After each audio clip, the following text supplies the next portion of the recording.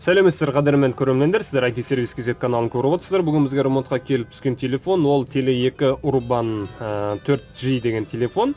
Келген мәселесі, телефон Google аккаунт бұғатына құлтанып қалған. Мінекей мынандай Tele2 деген номер. Және мына жерде далее деген батырма келесі бетке өткізбейді бізді. Ол үшін аккаунтты жаз деп тұр. Енді аккаунтты біз әрине білмейміз. Егер сіз телефонға жазылған аккаунт пен паролін ұмытып қалған болсаңыз, клиенттер шалықтып қалды.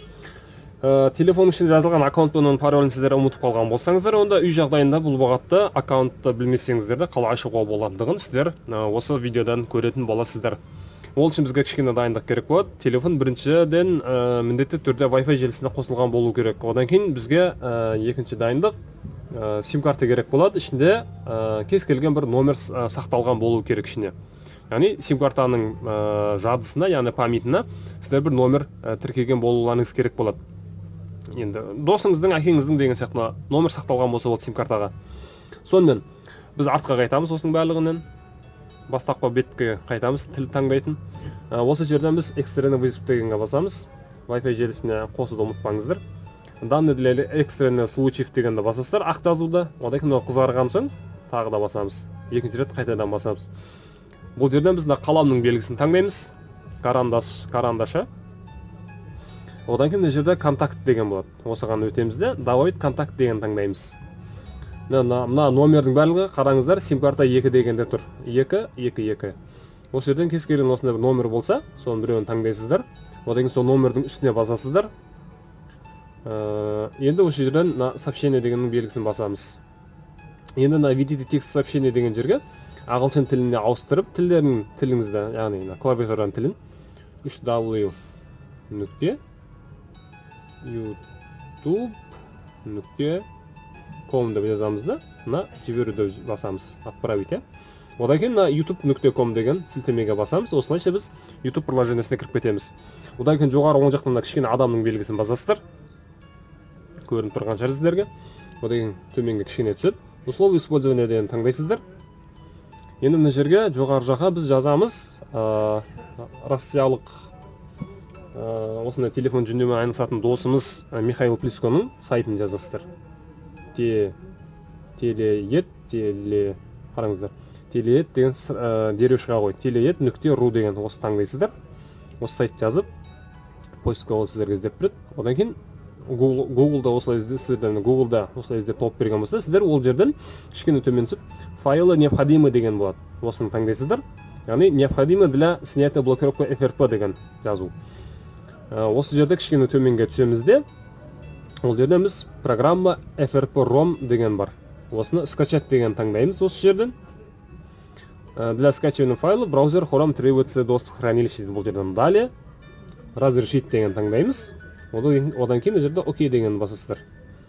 Одан кейін программа для быстрого доступа FRP bypass ол емес. Бұл жерден біз осы мына жерде программа Quick Shortcut Maker деген программа болады. Яғни осыны скачать деген таңдайсыздар.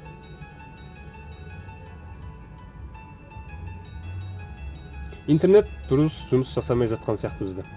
Яғни бұл жерде де окей. Енді жоғары оң жақтан кішкене қызыл белгі болады. Осыған басамыз. Бұл жерден скачанный файлы деген болады. Осыған басамыз. Және мына жерде біздің екі файлымыз жүктеліп жатыр, қараңыздар. Пайыздарын көрсетіп жатыр. Қанша пайыз жүктелген, қанша пайыз қалды деп. Quick Shortcut Maker жүктеліп болды. Енді FRP-ROM APK қалды бізде.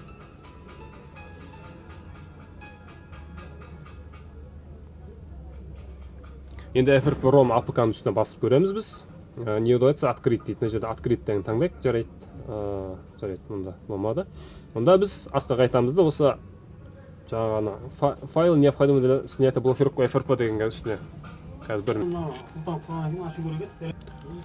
кешіресіздер, клиенттер шалықтып қалды. Мына жерде енді қайтадан біз FRP-ROM дегенге скачать дегенді басасыздар. Одан кейін ол біздің скачать файл FRP-ROM еще раз дейді. Бұл жерде скачать емес, FRP-ROM дегеннің атына басамыз, үстіне басасыздар. Және осылайша біз настройка дегенге кіреміз, настройканы басамыз. Одан кейін неизвестный источник деген болады. Осыны қосамыз да, окей, артқа қайтамыз. Одан кейін та үстіне басасыздар.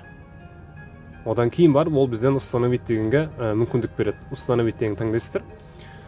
установка енді бұл FRP Adoram'дікі, кішкене уақыт алады, кішкене күтесіздер. Клиенттер шалақытып уақытымызды алып қалды.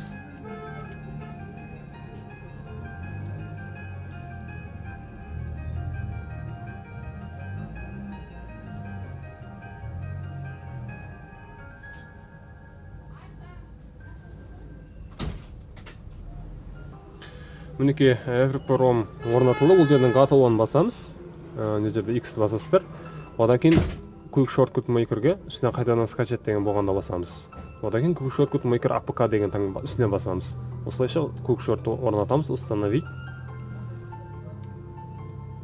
Бұл жерден Открыть деген таңдайсыздар.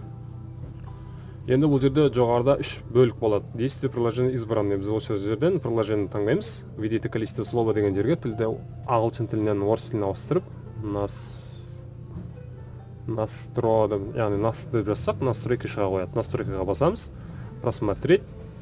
Енді біз телефонның настройкасының ішіндеміз. Настройканың телефонның ішінде бізге керек болатын бөлік, ол блокировка деген болатын еді. Жоқ, мінеке, безопасность дегенге кіреміз. Безопасностьтың ішінде администратор устройства. Найти устройство дегенге басамыз. Оны біз деактивировать администратор устройства деген таңдаймыз. Ол бізде өшіріледі. Артқа қайтамыз. Одан кейін приложение деген болады. Приложениеге кіресіздер. Жоғары оң жақта 3 нүктеге басамыз. Показать системный процесс деген таңдаймыз. Аккаунт Google дегенге кіреміз. Бұл жерден хранилище. Бұл жерде ештеңе жоқ екен. Мұнда отключить приложение, остановить деген таңдайсыздар. Ол бізде өшірілді. Неке отключение. Одан кейін бізге сервисі Google Play, немесе Google Play сервис деп тұрады ағылшын тілінде болса. Мінеке, сервисі Google Play екен бізде орысша екен. Сервис Google Play. Хранилищеге кіреміз. Управление местом. Артқа қайтайық. Attest кэш. Управление местом. Екінші рет. Удалить все данные. Окей. Артқа қайтамыз мына жерден. Ана жерден отключить деген таңдайсыздар. Отключить приложение. Остановить. Окей. Енді артқа қайтамыз. Настройканың ішінен пользователи деген болады. Пользователи осыған басамыз. Оған кірмей жатыр. Пользователь емес, аккаунт деген кешірім сұраймын. Аккаунтқа басамыз. Добавить аккаунт. Және мына жерде Google деген болады. Googleға басамыз. Кішкене күтесіздер. Енді бұл жерде бізге Wi-Fi керек болады. Осы жерде, яғни одан алдында Wi-Fi керек болады. Енді Wi-Fi міндетті түрде бізге керек. Қараңыздар, телефон или адрес жазыңыз, немесе создать аккаунт деп тұр. Телефон или адрес. Осы жерге біз тілді ағылшын тіліне ауыстырамыз. Ағылшын тіліне ауыстырып, бұл жерден өзіміздің аккаунтымызды жазамыз. Мінеке, осы жерден жазып, далее деген басасыздар мына жерде. Кішкене күтеміз. Енді мына жерге парольдарыңызды енгізесіздер. Енді сіздер өздеріңіздің аккаунттарыңыздың паролін жазасыздар. Мен өзімдігін сіздерге көрсетпеймін. Көрсете алмаймын. Мінеке, мына жерден YouTube енді мына жерге пароль жазылған соң сіздер далее деген басасыздар. Принимаю таңдаймыз.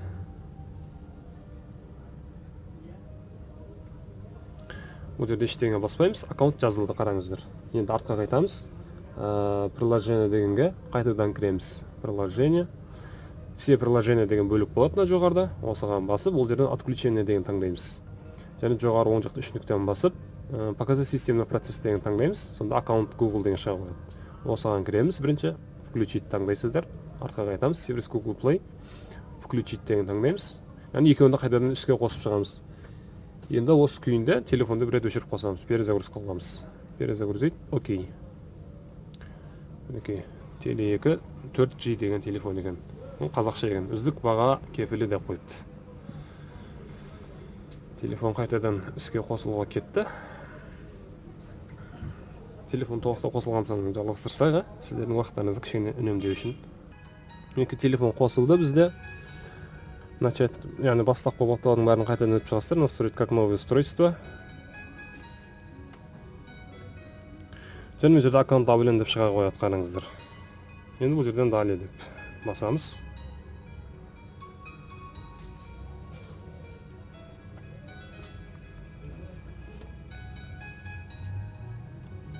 Кішкене күтесіздер енді. Телефонда Android версиясы 7 болу керек.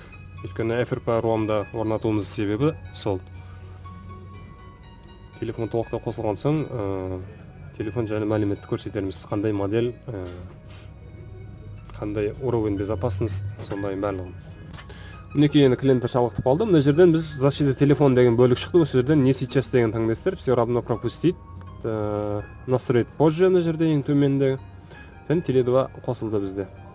Енді біз телефон настройкасына кіреміз. Настройки. О телефоне, мінекей қараңыздар. Android версиясы 7. Модель Urban деп қойыпты. Последний обновление систем безопасность 5 ноябрь 2017 жылға екен. Артқа қайтамыз да.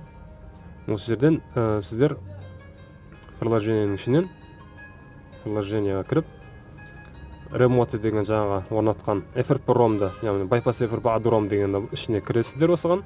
Приложение ішіне оны удалить етіп өшіріп тастайсыздар. Сондай адамға жағымсыз программа ол негізі аккаунт шығарып бергенмен. Енді біз аккаунт деген, егер сіз телефонды өзіңіздің телефоныңыз болса, онда қолдана берсеңіздер болады. Егер бұл телефонды мен клиентке жасап жатырмын, сондықтан аккаунтқа кіріп, ол жерден өзімнің Google аккаунтымды өшіріп тастаймын. Жоғары оң жақта 3 нүкте удалить аккаунт мына жерден. Мінекей осылайша аккаунтты өшіріп тастайсыздар. Егер сіз өзіңіз болса, қолдана бересіздер. Осылай телефондарыңызды Google аккаунт болатынан шығарып тастайсыздар. Сонымен видео сіздерге ұнаған болса, лайк басып каналға тіркеліңіздер, сұрақтарыңызды комментарияға қалдырыңыздар. Біз оған міндетті түрде жауап беретін боламыз. Алдағы уақытта бізді көптеген қызықты видео сабақтар, мәліметтер күтуде. Сау, сәлеметте болыңыздар, каналымыздан ажырамаңыздар.